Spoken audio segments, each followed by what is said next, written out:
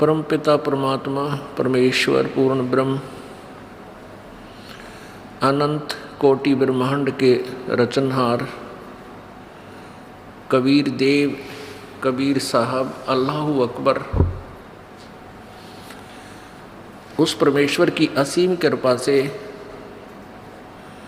इस घोर कलयुग में ये सत्संग प्रारंभ हुए। उसी परमेश्वर की कृपा से ही ये सत्संग, ये सत विचार, यथार्थ ज्ञान आप जी तक पहुंच रहा है। इस पूरी पृथ्वी के ऊपर इस 21 ब्रह्मांड में कोई भी सत्संग नहीं करता। सभी के पास कुसंग है, शास्त्र विरुद्ध ज्ञान है, यथार्थ भक्ति से वो परिचित नहीं है, यथार्थ ज्ञान से भी वो लोग परिचित नहीं है। परमेश्वर की वाणी में कहा है कि भवन चतुर्दश, 3 लोक और भवन चतुर्दश कोई नहीं सत्संगी। पुण्यात्माओं, सत्संग शब्द ही हमें प्रमाणित करता है कि सत्य ज्ञान, सत्य वचन जो सब सद्ग्रंथों से मेल खाते हों, उस ज्ञान की जहाँ चर्चा होती है, उस ज्ञान का जहाँ प्रचार होता है वो सत्संग है। और जहाँ यथार्थ ज्ञान प्रचार नहीं होता वो सत्संग नहीं है। प्रारूप वैसा ही है, क्योंकि डुप्लीकेट और ओरिजिनल सभी मिलते जुलते ही होते हैं,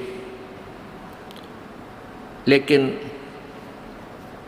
उनकी जो परख जानता है ओरिजिनल और डुप्लीकेट को, उसको बहुत अंतर नजर आता है। जैसे बूरा और नमक 2 कटोरियों में रखा हो, एक जैसे ही लगते हैं।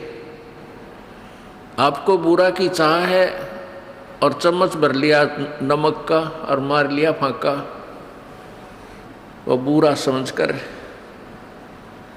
तो आपका सारा ही टेस्ट खराब हो गया।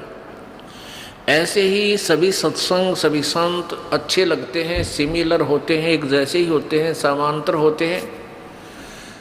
उनके वचन बहुत से मिलते जुलते भी होते हैं, लेकिन बूरा और नमक ही समझ लेना। उसको तो वही समझ सकता है जिसने बूरा खा रखी हो, फिर नमक का टेस्ट करे। और जहाँ देखे वहाँ नमक ही है, उसी को चाट रहे हैं, तो सभी ये सोच रहे हैं यही बूरा होगा। ऐसा नहीं है। दास ने तो ये शब्द बोला है कि 3 लोक और भवन चतुर्दश कोई नहीं सत्संगी, ये बहुत महत्व रखता है। पुण्यात्माओं, यदि इस ब्रह्मांड में, इन 21 ब्रह्मांडों में यदि यथार्थ ज्ञान होता तो परमेश्वर को यहाँ नहीं आना पड़ता। उस सर्वशक्तिमान सतलोक के वासी कबीर देव को, कबीर प्रभु को इस लोक में आने की आवश्यकता नहीं पड़ती। उस परमेश्वर को इसलिए आना पड़ता है कि इस काल के दूतों ने काल प्रेरणा से ज्ञान का अज्ञान बना रखा होता है।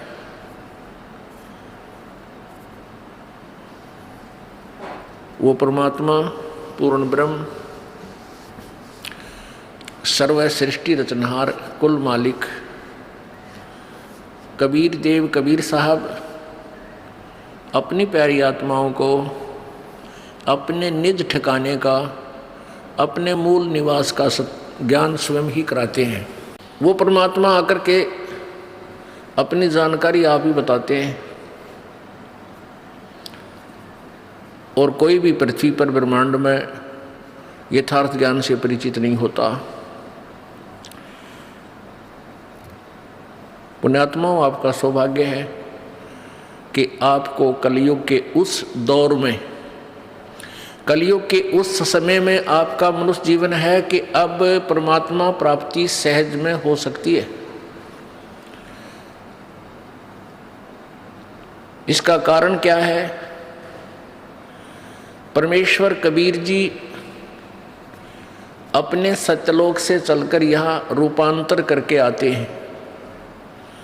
इस काल को धोखा देते हैं, वो पहचान नहीं सकता कि ये पूर्ण परमात्मा है। यहाँ एक साधारण से मनुष्य का रूप धारण करके वो परमात्मा यहाँ प्रकट होते हैं। कभी अपने पुत्र सहजदास का, कभी जोगजीत का, कभी ज्ञानी का रूप बनाकर वो रह रहकर अपने बच्चों को संभालने के लिए इस काल के लोक में आते हैं। तो परमात्मा जब सर्वप्रथम रूपांतर करके अपने पुत्र सहजदास का रूप बना करके आए थे, जहाँ पर ये काल भगवान 1 लाख प्राणियों का आहार करता है, वहाँ एक तपतशिला है, एक तवा होता है, जैसे अच्छा लंबा चौड़ा तवा हो, और वो अपने आप पत्थर की टुकड़ी है, अपने आप स्वतः गर्म रहती है, बहुत तेज गर्म रहती है। और ये काल 1 लाख मानव शरीरधारी प्राणियों के सूक्ष्म शरीर को उस तपतशिला पर डालकर इनसे गंध निकालता है, इनको खूब अच्छी तरह गर्म करता है, और ये प्राणी वहाँ तड़फते हैं बुरी तरह उस तपतशिला के ऊपर। और इनके अंदर से सारे जीवन में जो इन्होंने स्थूल शरीर से जो विकार किए, कोई आहार किया, सुल्फा, तमाकू, शराब पी, वो सब अंश उस सूक्ष्म शरीर में डिपॉजिट होता है। उसको वहाँ गर्म करके जीव के सूक्ष्म शरीर से निकालता है, तड़फ जैसे बहुत बुरी तरह मेल्ट कर देता है, पिघला देता है उनके शरीरों को, बहुत बुरी तरह गर्म बहुत करता है। लेकिन जीव मरते नहीं, परेशान बहुत होते हैं, तो उनको बहुत ज़्यादा पीड़ा होती है और हाहाकार चिल्ला चिल्ला कर अचेत हो जाते हैं। और उनसे निकले हुए गंध को ये काल भगवान 21 ब्रह्मांड का स्वामी, जिसको ब्रह्म कहा जाता है, जिसको ज्योत स्वरूपी निरंजन भी कहते हैं, ये आहार करता है, उस गंध को खाता है। पुण्यात्माओं, यहाँ आप देख रहे हो, बकरा मार लिया, मुर्गा काट लिया, उसकी जान गई, तड़फ रहा है, और खाने वाला बनाकर उसको नमक मिर्च गिर के उंगलियां चाट रहा है, खुशी मना रहा है। ये सारा ही ऐसा व्यवहार है इस गंदे लोक में, अपने स्वार्थ के लिए जीव ना जाने के जुल्म कर डालता है। परमात्मा ने आकर यही बताया कि जिस लोक में तुम रह रहे हो, ये रहने का ठिकाना नहीं है, ये बहुत ही गलत और गंदा स्थान है, यहाँ कोई भी व्यवहार ठीक नहीं है किसी भी प्राणी का। आप सतलोक में रहा करते थे, उसको छोड़कर आपने बहुत बड़ी भूल की है, उस गलती का सुधार कर लो और चलो वापस अपने सत्यलोक में, जहाँ कभी मृत्यु नहीं, कोई दुख नहीं, कोई कष्ट नहीं, कोई टेंशन नहीं, कोई रोग नहीं। लेकिन हम गलत ज्ञान से इतने रंगे जा चुके हैं, हम उन दंत कथाओं से, लोकवेद से इतने ओत प्रोत हो चुके हैं कि हम इस सत्य को स्वीकार करने को तैयार नहीं होते। यदि हम इस सत्य को स्वीकार कर लें तो मोक्ष में देरी नहीं है। मोक्ष तो सबसे आसान है, उसका तरीका मिलना कठिन है, उस तरीके पर, उस विधि पर विश्वास होना ही मुश्किल है, कठिन है। कठिन इसलिए है कि हमने गलत ज्ञान गढ़ा सुन रखा है। करोड़ों संत सब उल्ट ज्ञान दे रहे हैं और सबकी धारणाएं भिन्न भिन्न हैं, सबके कथन, सबके अपना अनुभव एक दूसरे से मेल नहीं खाता, उनका ज्ञान भी दूसरों से भिन्न है, भिन्न भिन्न पंथों के, और भिन्न होते हुए भी उनका यथार्थ ज्ञान नहीं है। तो जिस कारण से आप जी उन संतों के सुने हुए ज्ञान को सत्य मानकर पूर्ण रूप से आश्रित हो चुके हो। परमेश्वर कबीर जी ने उन तपस्शिला पर जल रहे प्राणियों की दुर्दशा को देखकर वहां खड़े हुए और कहा कि हे बच्चों, तुम सतलोक के वासी हो और आप इस गंदे लोक में अपनी गलती से फंस गए। परमात्मा परमेश्वर कबीर जी जब वहां आकर खड़े हुए उस तपस्शिला के ऊपर, तो सभी प्राणियों के ऊपर जो वो दबाव था तपस्शिला का, वो अग्नि का जो प्रभाव था वो खत्म हो गया।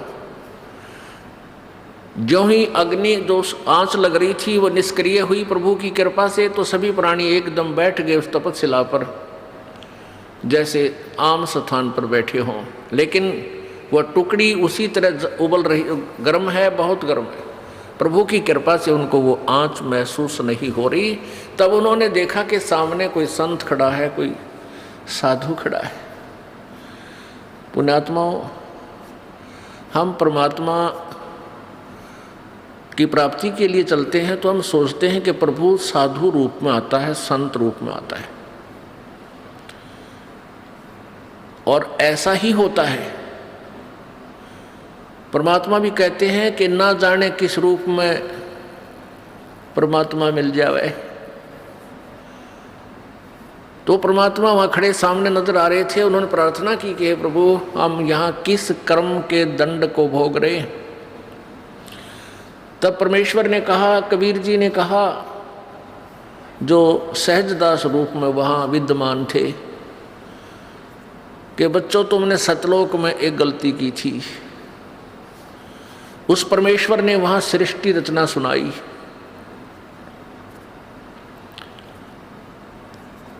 उन्होंने बताया, परमेश्वर ने बताया कबीर जी ने,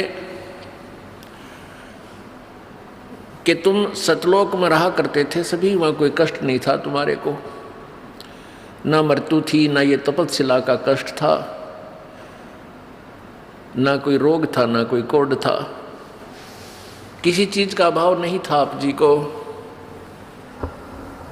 तुम अपनी गलती से यहाँ काल के जाल में फंस गए।